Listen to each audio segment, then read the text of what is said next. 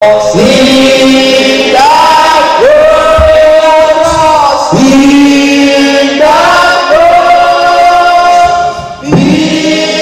my glory ever. Oh, till my righteous soul shall find rest beyond the just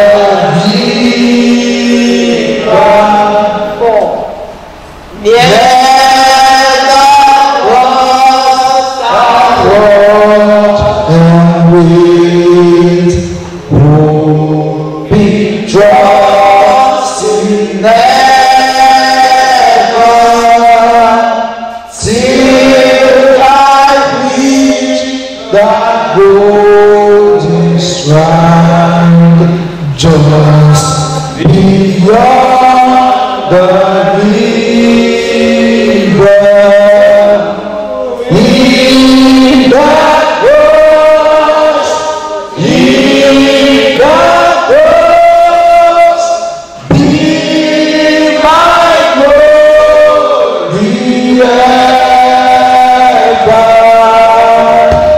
Till my righteous soul shall find rest beyond the river.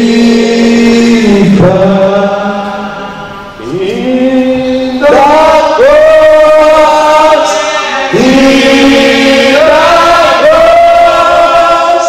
be my glory ever.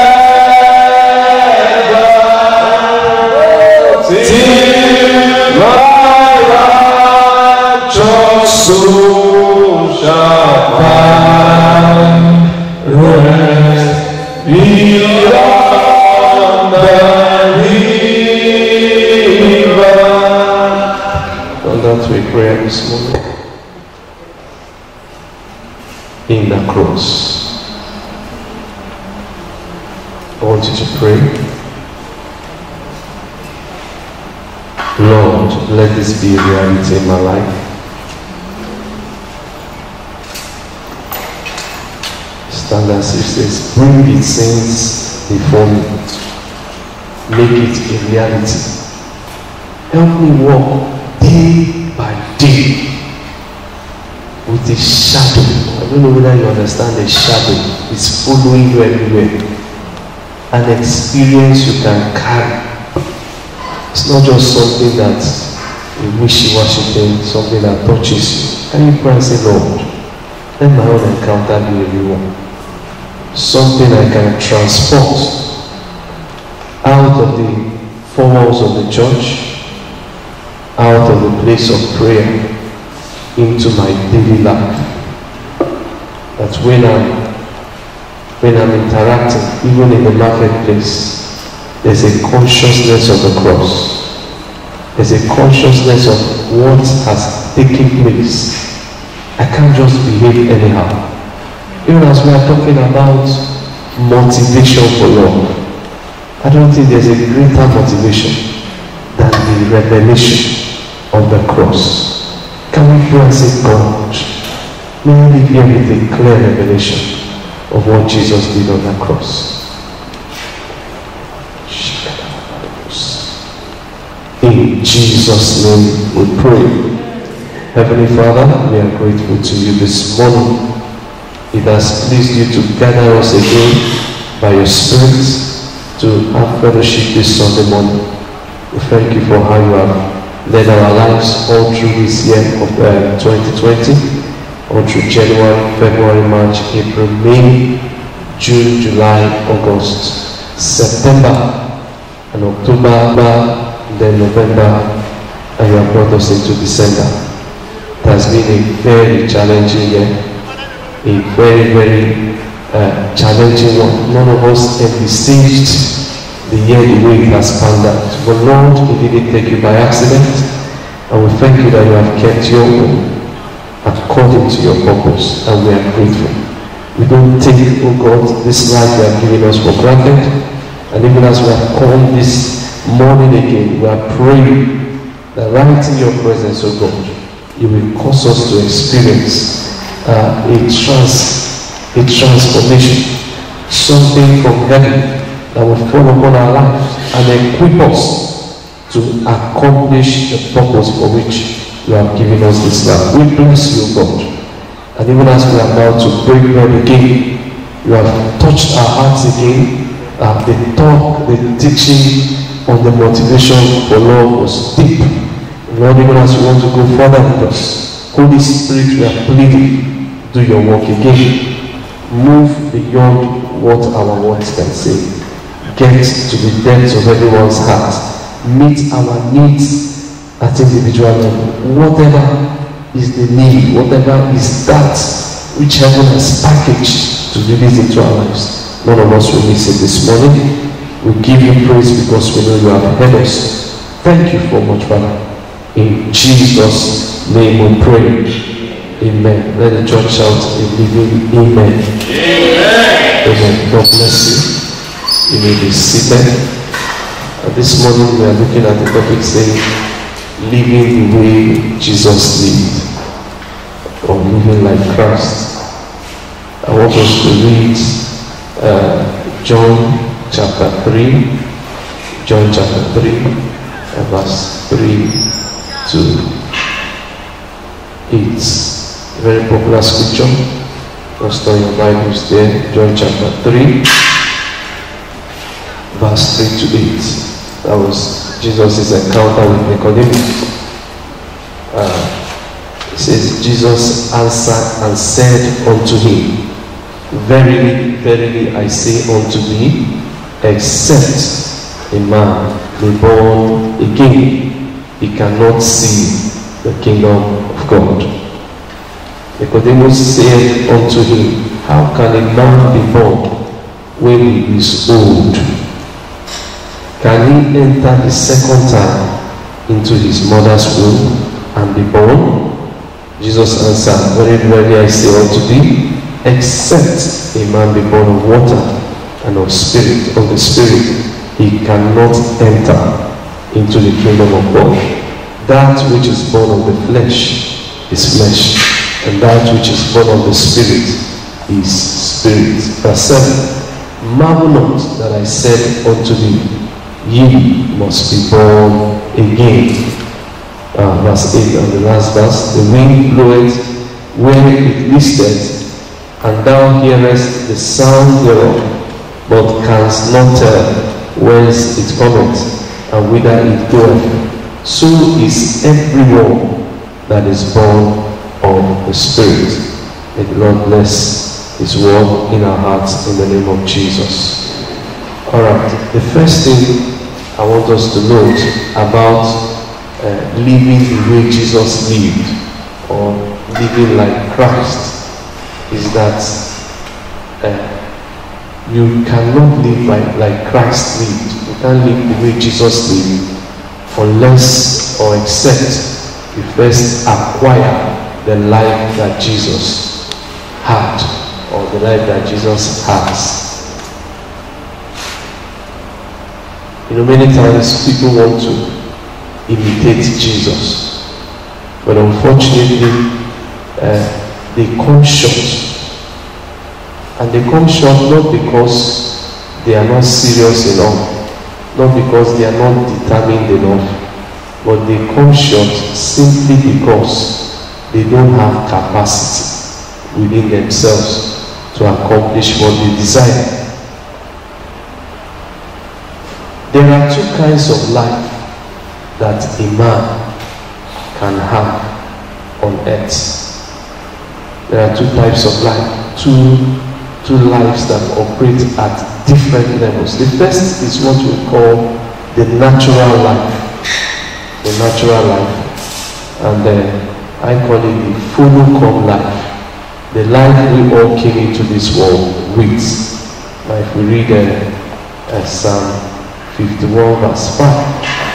In Psalm 51 verse 5, the Bible says something there. It says, Behold, I was shapen in iniquity, and in sin did my mother conceive me.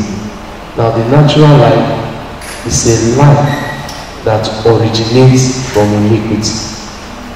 He says, I was shaping in iniquity. You know what it means to give shape to a thing? Things have shape. And then the Bible is saying that the shape, what was used, the raw material that was used to give my life a shape, a form, is iniquity. And it says, in sin did my mother conceive me. And you know, that one is so deep. Because when you talk about conception, a woman doesn't even know when she conceives. I don't think there's any woman that will tell you that actually I conceived on this particular date. Very difficult if it's possible. And so when a woman is pregnant and she needs to deliver, or before when she begins to find out that she's pregnant, and she goes to the doctor and they want to try to estimate how old the fetus in the womb is. There are questions that are asked, when did you last observe your menstruation and all of that, and then they try to give a time space because they can't actually pinpoint the exact day the woman comes in. So they say they give you what is called expected delivery date, and then they have to add a plus or minus 2 weeks because they are not sure. And the Bible is saying that even before my mother knew that I was inside her womb, I already had a problem with sin. He said, in sin did my mother conceive me. You see, the natural life, sometimes as I watch people and as I try to understand these things, I see people thinking that, I say, well, I wasn't so bad until this happened. I remember the first lie I told. That was when everything started. No, it's beyond the first time sin manifested in you. It is that your nature is a nature of sin. It is that the raw material, the basis, the person you are is iniquity. It's just that as you begin to grow and as opportunity comes, what happens? That sin within begins to find expression in different forms. So you see, it is not the lie you told that makes you a sinner. You understand that? You are not a sinner because you told a lie. You are not a sinner because you stole. You are not also a sinner because you fornicated. You fornicated because you are a sinner. It is the sin that is where? Inside. That is just finding expression in what? In fornication. You know, so when you are, they say, come for deliverance so that we will cast out the spirit of life, the spirit of this. You see, it's more than a spirit. It's your life. It is just that the person you are is beginning to show himself. Now that's the natural life. And the natural life, no matter how much knowledge you want to acquire for the natural life, no matter how much experience, no matter how much exposure you want to give to the natural life, it cannot become a spiritual life. It cannot live like Christ. And that is the reason for the several frustrations several people experience as they try. They want to be good Christians. They have come to church. And sometimes they are even participating in some activities. They join some groups in the church because they want to be like Jesus. They want to be the way Jesus did. but unfortunately, they are lacking in capacity. It's not because they are not serious. And I don't know whether you are here and you experience that kind of frustration. You know, deep within you, you just keep falling short in your life as you try to live like Christ. With all your sincerity, with all your seriousness, you keep falling short. Now the challenge or the problem isn't that you are not serious enough. So there's a people say, it's just that I'm not serious. It's just that I'm not praying enough. No! If I can pray enough, I know I will overcome this. I will be saved. It's not a deficiency of prayer. It's a deficiency of life. Your problem is a major one. Now, the natural life, the origin of the natural life, if you want to trace it from the beginning. God gave Adam, the first man, a life, but he lost it. So when you get to Genesis chapter 5, if you read from verse 1 to verse 2, you will see what God begins to say there. He said, in the day that Adam was created in the image of God. And that alludes to what Genesis chapter 1 verse 26 and verse 27 says. But by the time we go down to the next verse, that begins to tell us that by the time Adam is going to bring forth an offspring, Adam had lost the original image of God, and he was now giving birth to a person in his own image, the image of Adam. And if you read 1 Corinthians chapter 15, if you read from verse 45, you will see something about this natural life. The Bible says, every man that comes into this world, what life does he come in with? The natural life. That's the life everybody comes in. So the Bible says, yes, the first Adam was what? A living soul. But the last Adam was what? A life-giving spirit. He said, but how be it?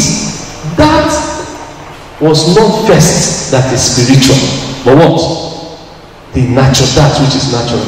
And then after that, what? The spiritual. So the first contact everyone has with life is what? The natural life. The first consciousness of life everyone has is with the natural life.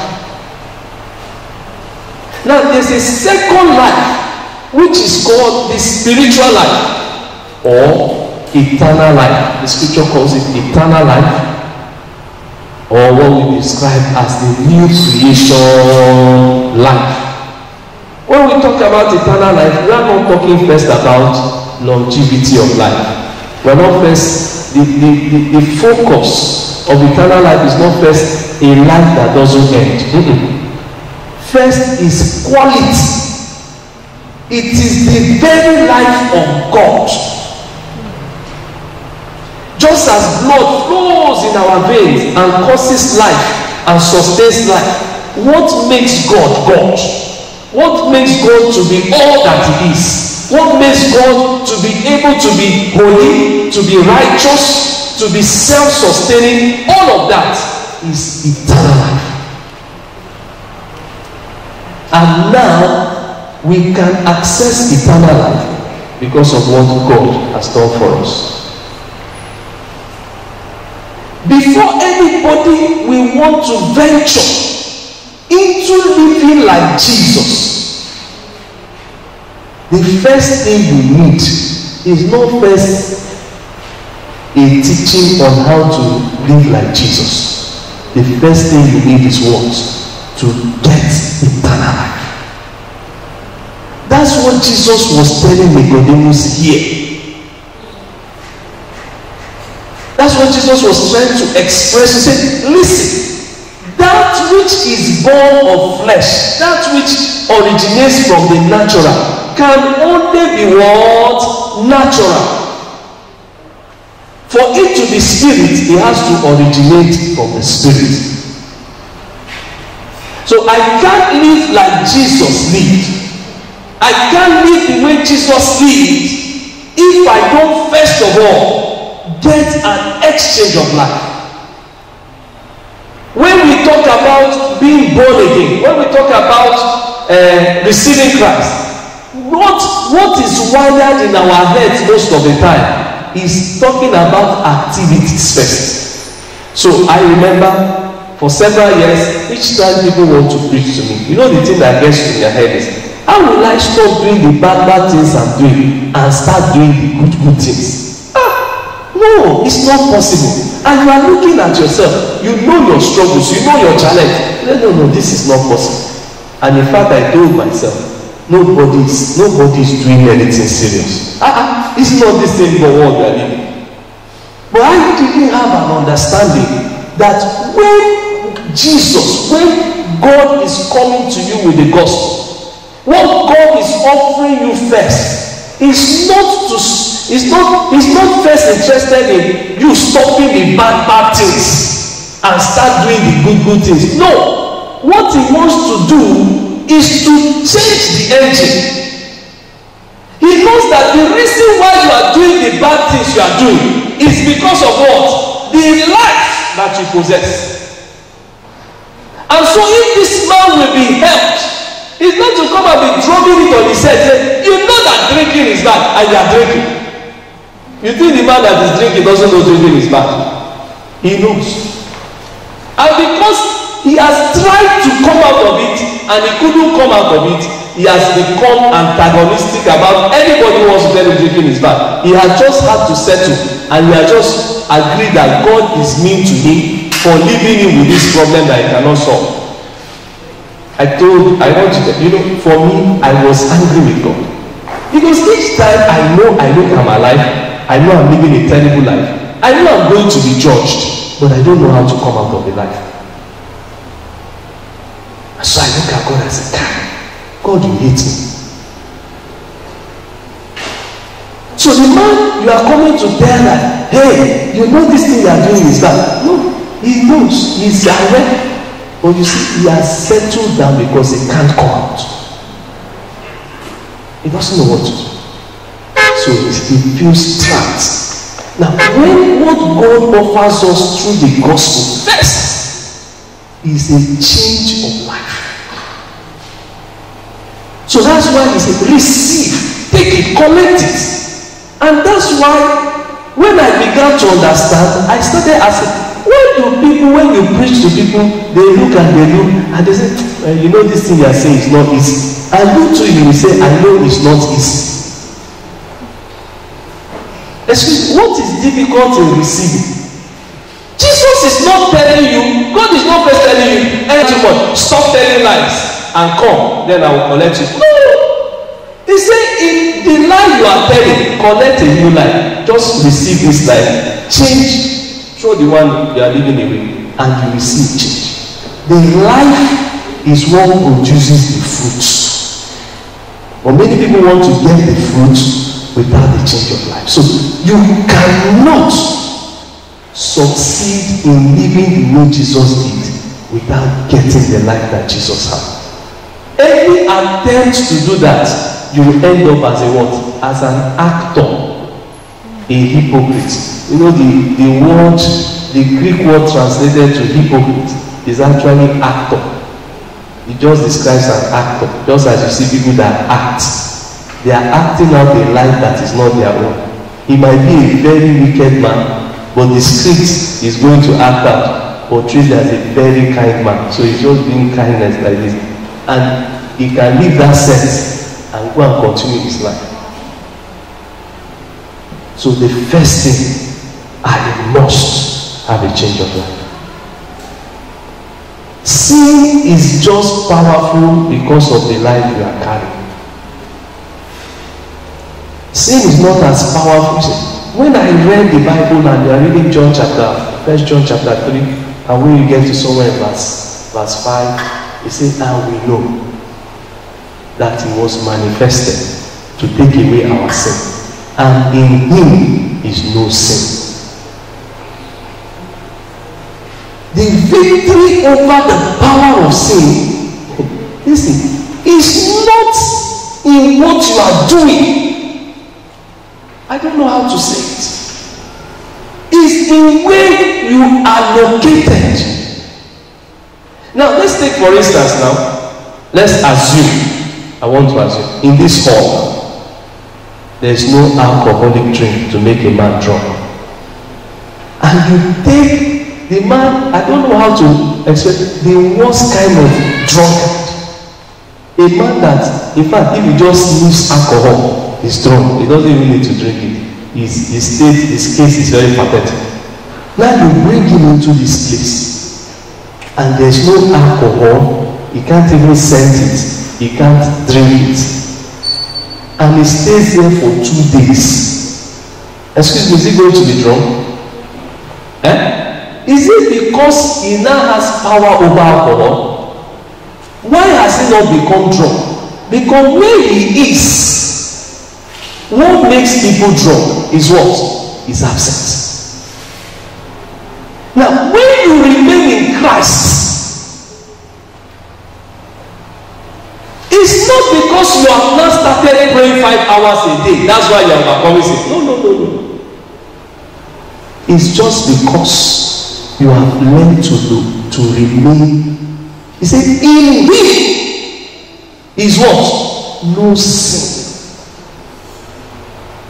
So it's not because I've not become so strong, that's why I'm not sinning again. No, it's just because I am where I am in him, where there is no sin. And if I must sin, if I must commit a sin, what must I do first? I have to do what? Come out of him. I don't know whether you are understanding the word of God this one. Sin does not have power over a man that is in Christ. It's not prayer. You know, sometimes we shoot these things. Prayer is good, and you must pray. You must study.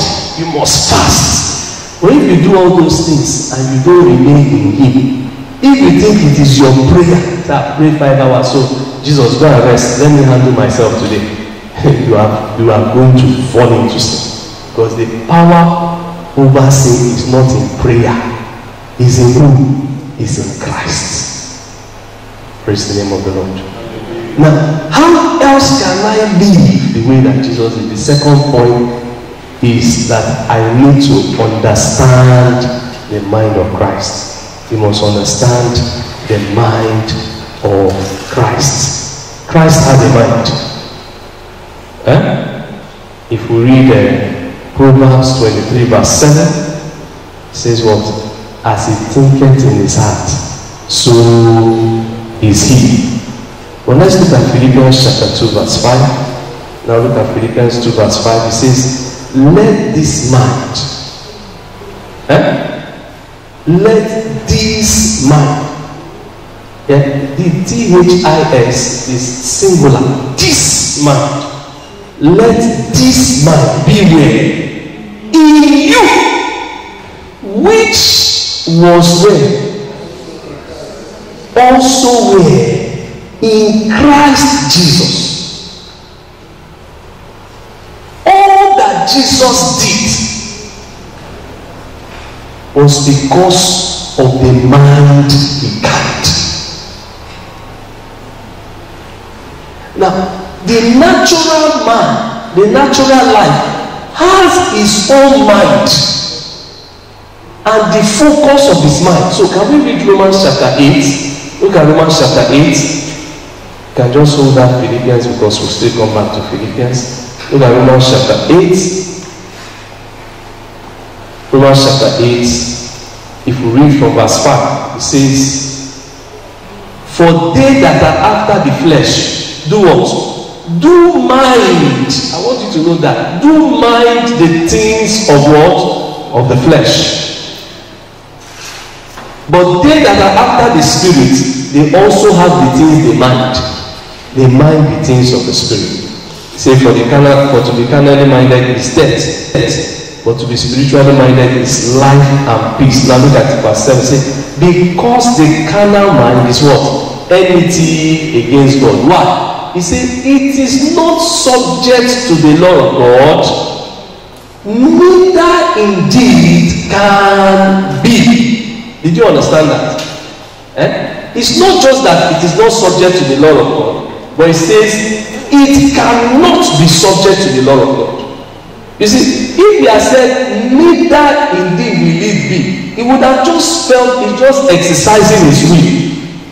He said, no matter the situation you put that natural man, because of where his mind is set upon, he just cannot be subject to Christ. He will try, but he will not. He says, so then, verse 8, they that are in the flesh, did you see the word? Cannot.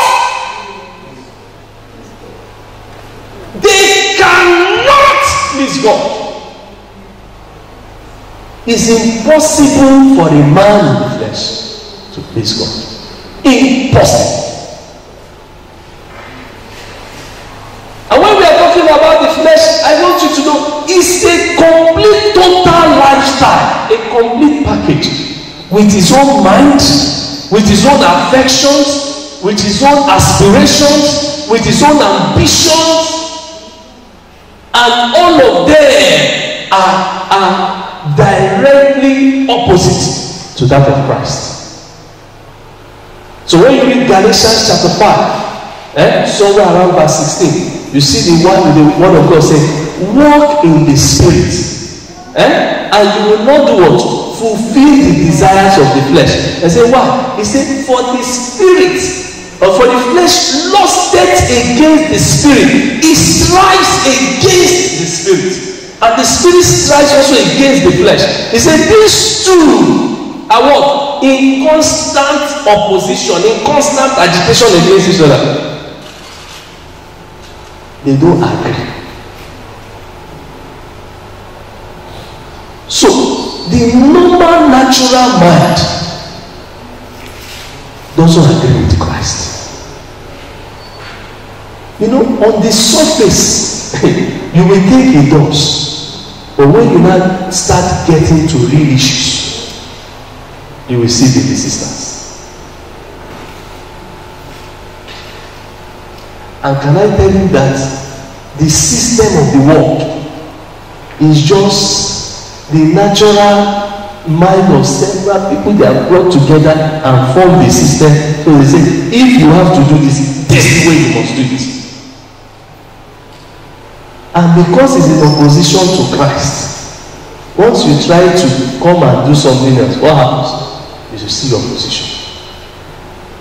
So if I must walk like Jesus, I must understand his mind. One of the challenges I see several people receive a new life, but they don't understand also that when you have received a new life, you need to retrain the mind. Nobody will receive a new mind. The mind that you will use is the mind that the old man was using before. So when you read Romans chapter 12, what did you notice it says? It says, I beseech you therefore, brethren, verse 1, that you should do what? Present your bodies as a living sacrifice, holy and acceptable to God, for this is what your reasonable service. Now verse 2 says, and be not conformed to what? To this world. Now, but be ye transformed. Now, did you see that word transform? Transformed is talking about changed. And the kind of change he's talking about is what we know in science as a chemical change, not a physical change. A change that, in fact, at the end of it, you cannot reconcile where it started from and where it ended. He said, be ye transformed. How? By the renewing. Did you see that word? It's a present continuous word. Renewing of what? Your mind. If you want to do the will of God, if you want to discover that which is pleasing to God, if you want to discover that which is good, which is his perfect will, it has to be as your mind is renewed. So Jesus' mind, he also had a mind that was deliberate about doing things the way he did it. Let's take, for instance, his humility. Look at that, Philippians chapter 2, verse 5. Now, as you look at his humility, how is it that Jesus is as humble as he is? How does he have this humility? Sometimes you think it's because he was Jesus. No, it's not just because he was Jesus. You need to also see his mind. Catch his mind. Look at that. He says, verse 6. Who, being in the form of God, thought it not robbery to be equal with God. So the first thing in his mind is that, yes, I'm equal with God.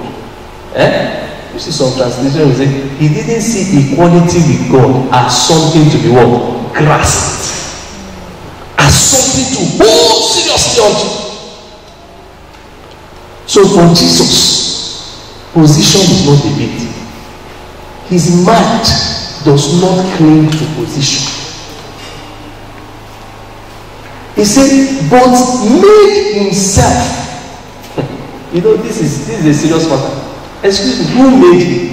He made himself of no reputation. Now, when you say you make yourself of no reputation, if I want to represent that mathematically, I will just put a 0 there. It's called 0 in reputation. He made himself. If somebody, as sister Amarachi is here, if I decide to make her of no reputation, what am I doing to her? You will say I'm insulting her. That's the problem. If I decide now and say I want to make her of no reputation, I'm being snobbish. I'm snobbing her, I'm insulting her. But Jesus didn't allow anybody to snub him.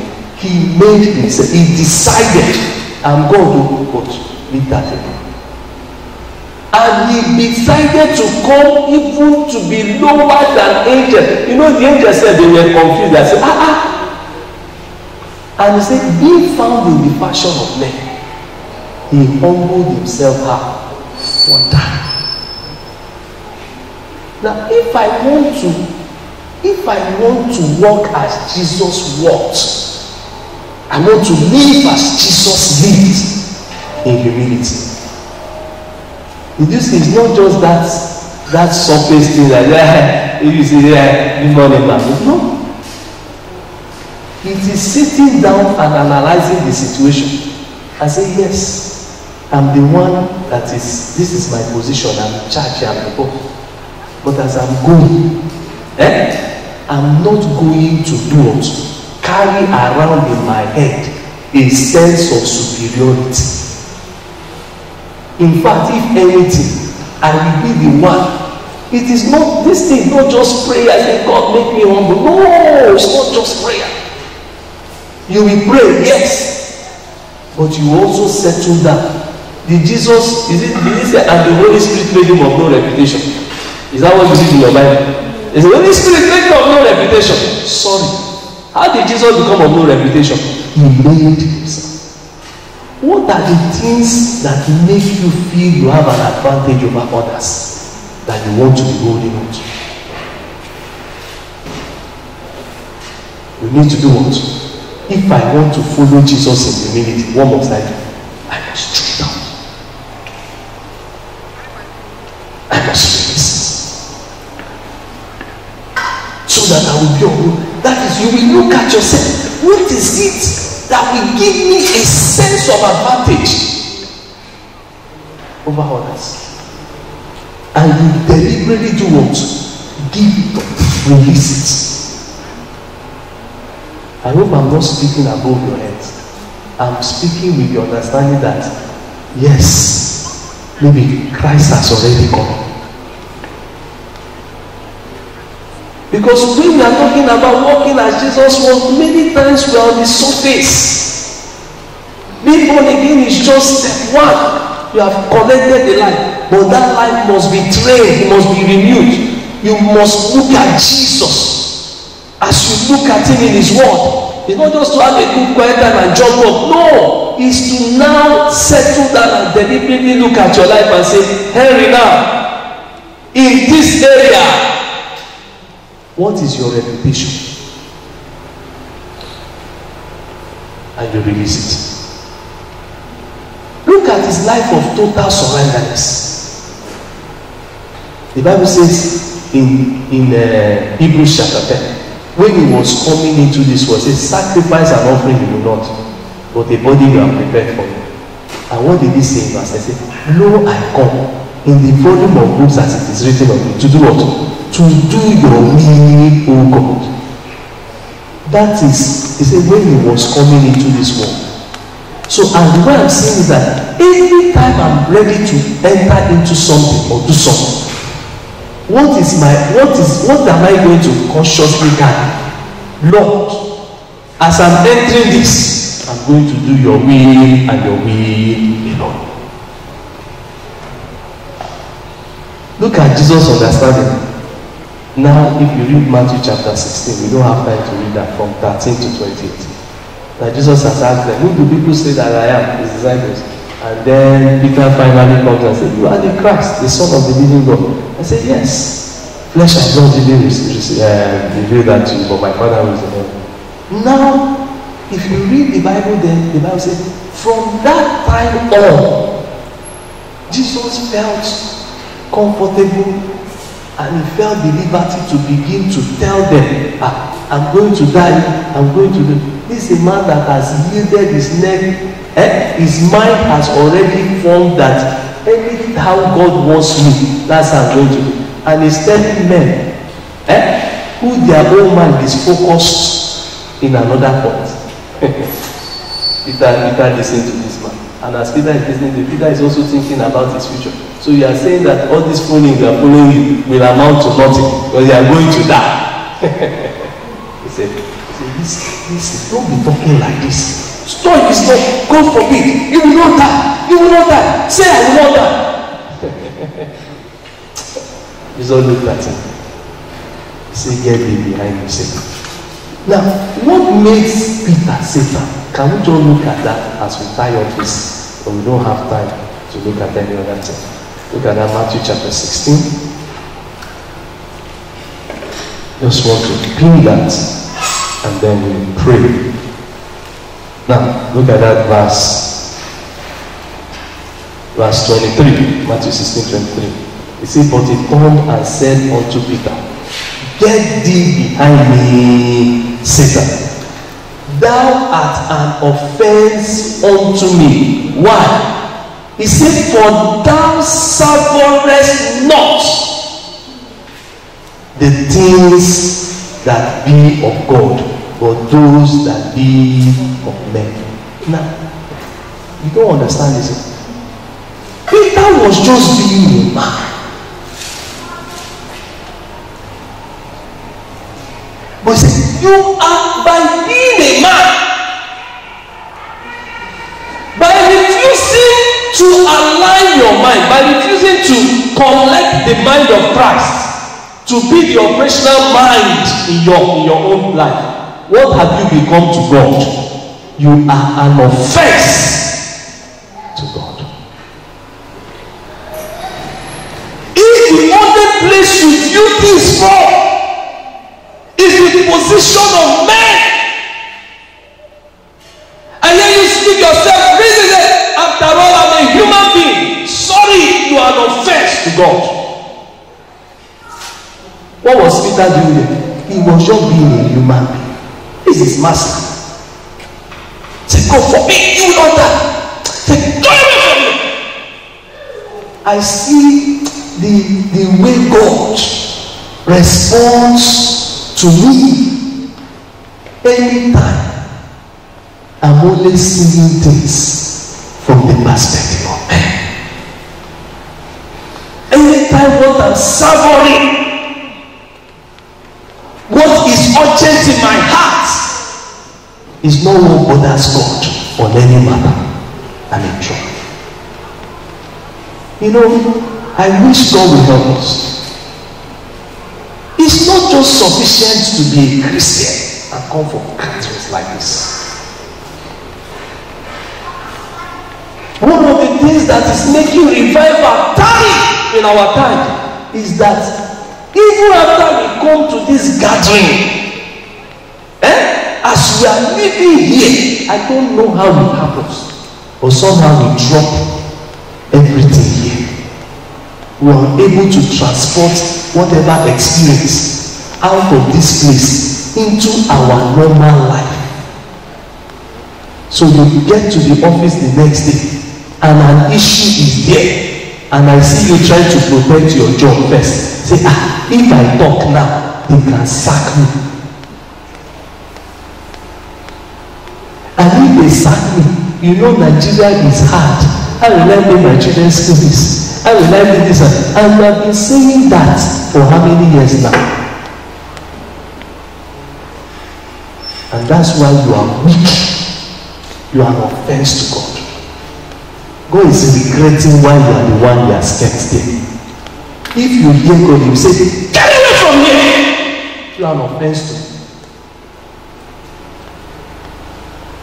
him. And in a place, darkness is thriving because there is a fear in hand.